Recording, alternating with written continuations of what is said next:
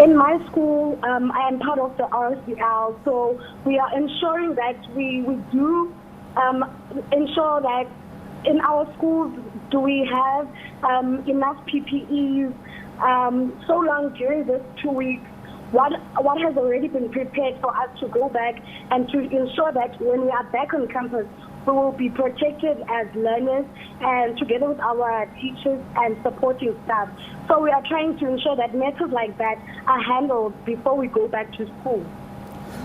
When it comes to face-to-face classes and online learning, how have you guys been affected? Talk to us about your experience.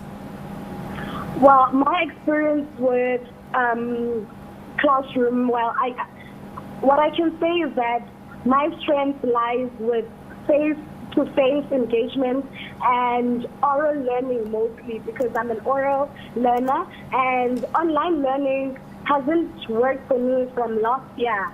So it is going to be challenging even now because of issues such as data struggles that I was facing, network connections, and sometimes maybe I go to a place where that has Wi-Fi, and I try to download some of these apps, and I get to find that they are not zero rated. So if ever some apps were made zero rated, I was going to be able to study online, but that is not my strength. Online learning would never be an option for me versus classroom and face-to-face engagement with our educators.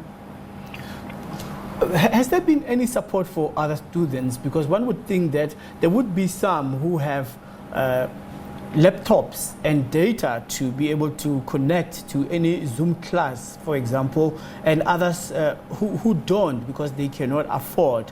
How has this imbalance been addressed by your school management? What I can say is that lucky are those who have the fellow Wi-Fi routers, the laptops, and the smartphones that are able to get them in touch with Zoom, classroom lessons. What about those who do not afford to have all of that? Even myself as well, I don't have a laptop. So my smartphone that I'm using is not at a condition whereby it can withstand long hours of lessons, you know. So it is a challenge, but the privileged ones are the ones who get lessons, are the ones whose education is not on hold, and us that do not have enough facilities to support us for these online classroom learners, we are at a disadvantage, you know.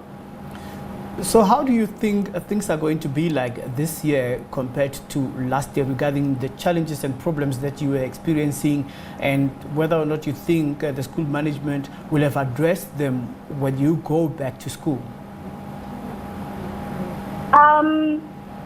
I guess since it's last year we were on the same road, at least some of our teachers and us as learners have kind of adjusted to the new normal. So at least we will know what to do during this time. And if we have enough protective material, it will be easy to go through the routine that we were using last year. And I really want to see change this year. And I hope our government is going to be on board with us and on board with the learners, checking what we have regularly and attending to our matches as well. So that is the kind of change that I would love to see this year. Right. All the best for 2021 to you and your colleagues. Thank you very much for making time to speak to us.